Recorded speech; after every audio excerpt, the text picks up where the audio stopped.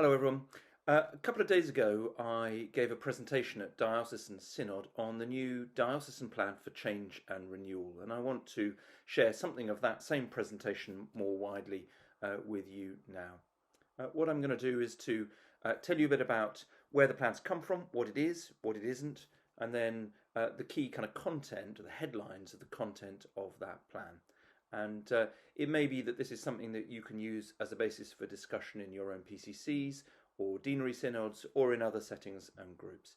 And at the end, we'll share with you an email address if you have any thoughts or feedback that you want to pass on. So the Diocesan Plan for Change and Renewal. Just take a moment to notice the name, the Diocesan Plan for Change and for Renewal. This is not a diocesan plan for everything that we do. It doesn't try to describe all the wonderful things that are going on across all the 300 churches in the Diocese of Truro. It's very specifically a diocesan plan for the things where at local level or as a whole diocese we are stepping in for the purpose of change and renewal. And those two words are also carefully chosen. Change describes when we're going to do something new, when something that isn't, we're going to bring it into being. It's for change. And it's also for renewal. Renewal describes where there is something going on and we want to do it new, or to do more of it, or to unpack it in a new kind of way. It's a diocesan plan for change and for renewal. It is not a diocesan plan for everything that we do or that you do, or for everything going on. Now, the first, if you open up the plan, it's quite long, it's got quite a lot of words in it, sorry about that. We'll try and we will make sure that there's a more accessible version of it available soon. But if you do open it up, you'll see early on a series of kind of priorities or goals, the things that we want to see happen as a result of the Diocesan Plan for Change and Renewal. And here is the first of them. We want to see more Christians of every age and background worshipping God and serving the people of Cornwall, especially the poorest. We want to see more Christians. We want them to be of every age and of every background. We want them to be worshipping God, to have discovered who God is, and to be serving the people of Cornwall, because that's what happens when we come into contact with God. When we worship God, we discover we've also got to go out there into the world and to serve, and especially to be serving the poorest. That's the top aim, the top outcome, the top target of the Diocesan Plan. And the plan is written in a particular context, and this graph here says something about that context. It shows what's happened to the size of our congregations, that's the blue line, what's happened to the number of children and young people that we're engaged with, that's the kind of pinky red line, and what's happened to the number of stipendiary clergy, that's the orange line, or all of those over the last 20 years. And they don't paint a very positive story about any of those three things. We have to be honest and realistic about that. That is the context. We can't pretend that everything's going fine and that our churches are all full at the moment. We have to be real about that. Now, we also have to be careful, don't we? Because those graphs, those numbers, they measure something about what church is, but they don't measure everything. And sometimes graphs like that can make us feel like, well, there's nothing that we can do. This is all inevitable, or that God's given up on us, or that it's all our own fault, that we've all got something terribly, terribly wrong. And so we have to be careful about lines and graphs and statistics like that, because there are also plenty of other things that it's much harder to measure, but which may well be much more important for the life of the church in our towns and villages and across the whole diocese. Things like faith and hope and love, and those things you can't measure. I can't show you a graph for what's happened to those things over the last 20 years in Cornwall. Nonetheless, we do have to be real and to be realistic about the challenges that we face, and particularly the challenges that we face in sharing our faith with more people of a wider age and of more different backgrounds, so that we can together grow, more people worship God, more people be serving the people and communities of Cornwall, and especially those in most need. Now, very quick recap. This plan has not come out of nowhere. No one sat in a room and dreamt up a plan just because they thought that would be an interesting thing to do. This plan is the result of 2 or 3 years' worth of work and process and prayer and thoughtful decision making.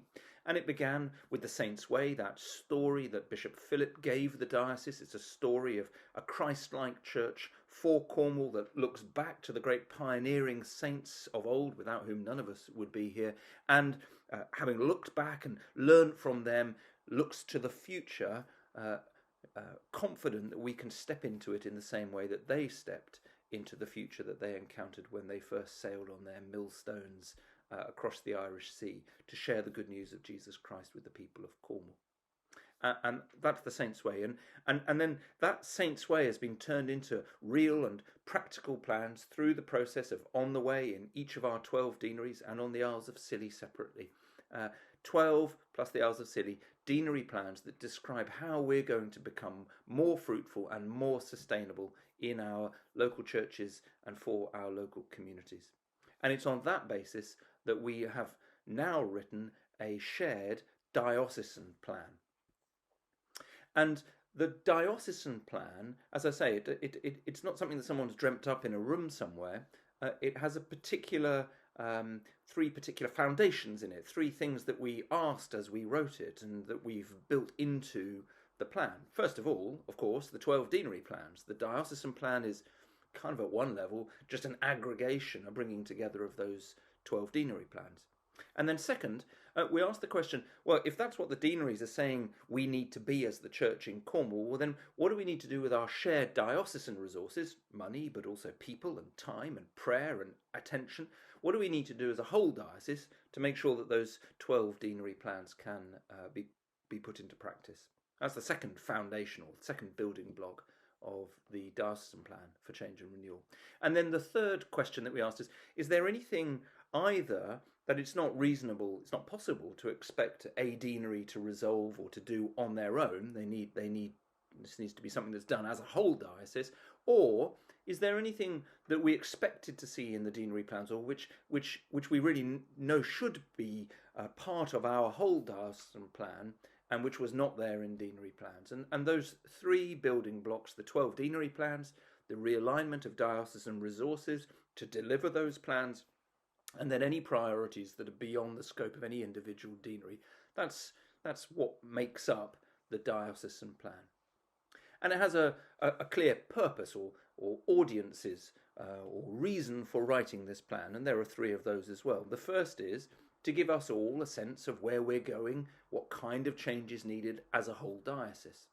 And second, connected to that, to give us a clear framework for making decisions so that we don't make one decision one day and then a different kind of decision that takes us in a different direction the next day, that we have a clear framework that maps out the way that we need to go, and so that we can then make decisions about money or people or time or prayer or attention as we go forward.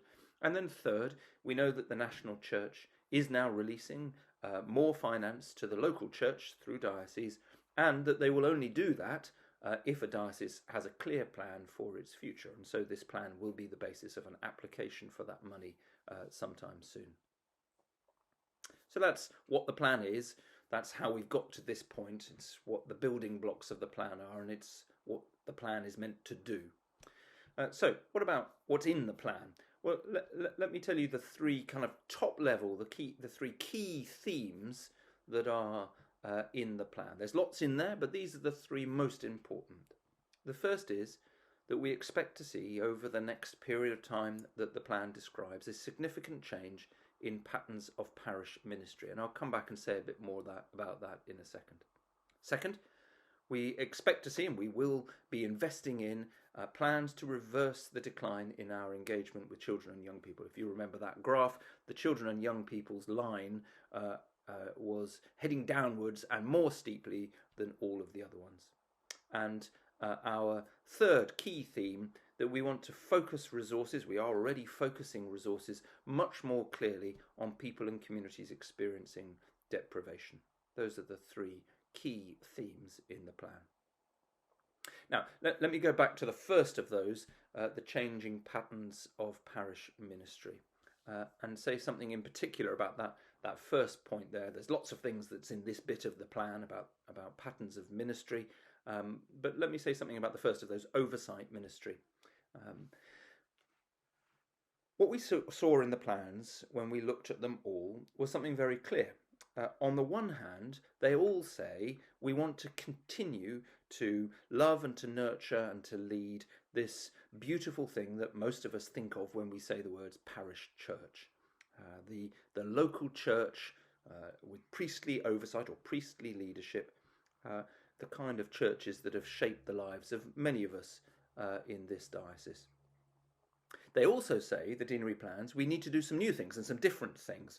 We know that this beautiful model of parish ministry, it does some things wonderfully well, and it can continue and it can do more of those wonderful things even more wonderfully well. But we also recognise that we need to do some new things so that we can connect with people who we're not connected with at the moment, both people who are younger, or also with the poorer and more deprived communities that we want to serve, and others as well. And so we want to do both of these things. We want to sustain what we have, and we want to do new things. Now, over the last 20, 30, maybe even longer number of years in this diocese and across the Church of England, the way that we have asked our parish priests to operate is to say, well, could you be a parish priest? And then as our congregations have got smaller, we've said, well, could you also be the parish priest in this place, please? And then actually, could you have another church, please? And another. And we're at the point now where I think we have to be honest and realistic that if we want to sustain the life of the beautiful thing that we call parish church, and we also want to do new things, well, then we can't just keep asking clergy to do more and more and more, and not for their job to change. And so oversight ministry describes that change in the role for our stipendiary clergy. And the word oversight is a good Bible word. It's one of the words that's used to describe ministry and priestly ministry in the New Testament. It's alongside words like shepherd and pastor and watchman and overseer, which in Greek is the word episkope. It means to epi, means to over, skope, to see, to oversee, and episkope is the word from which we get the word episcopal, which is the word bishop. So oversight is a good Bible word to describe a significant part of the priestly ministry. It's also there in our ordination services and has been for a very long time. Very early on in the service of an ordination of a priest, the bishop says that the priest is there to share in the oversight of God's church.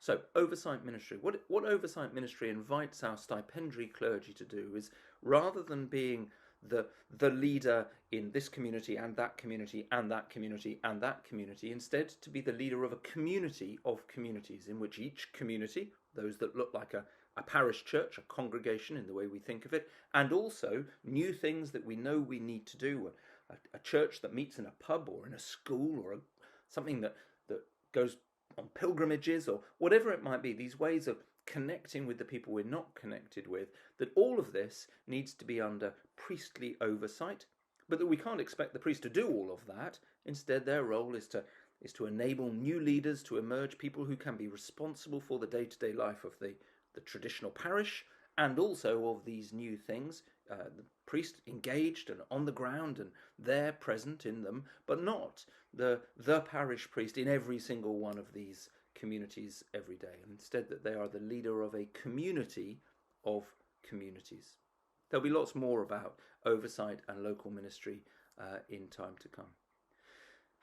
You'll see on that list also other kinds of ministry and ministers, pioneers and chaplains who go beyond the church walls to go and make connections with communities to see what God's up to and to join in. Children and youth ministers, because if we're really serious about turning that line into something that looks like that, we need people who are called and gifted and employed to get on and to be children and youth ministers.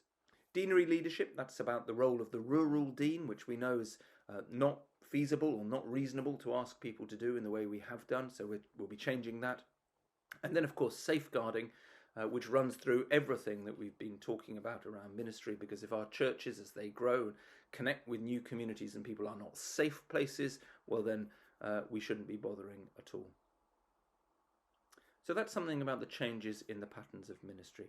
Now, there are also in the diocesan plan, alongside those three kind of top-level themes, 5 subsidiary themes, 5 other priorities that we want to pay attention to. The first is about church buildings, which we know are one of our greatest assets, one of our greatest missional tools. They point to God, literally, very many of them, with their spires and towers. But we know they're also enormous burden to us financially and in terms of the time and energy that they take up. And we want to do some work to support our parishes with buildings. That, for instance, is one of the things that no individual deanery could resolve on their own. So there's something about church buildings. Second, small churches.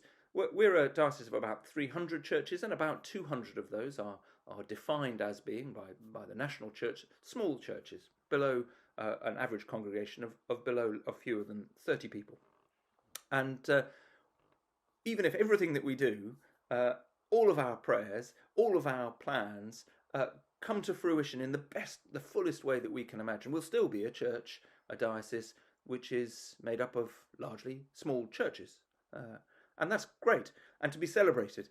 And because you may have heard me or others saying this recently, a small church is not a failed large church any more than a Satsuma is a failed orange. A small church is a good and beautiful and godly thing in its own right, and we recognise we need to do more to support small churches. That's the second thing.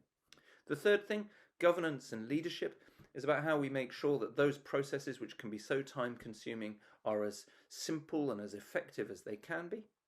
Fourth, we want to continue and to do more in supporting churches to be financially sustainable. The generous giving advisors already do that, and we want to do more of that.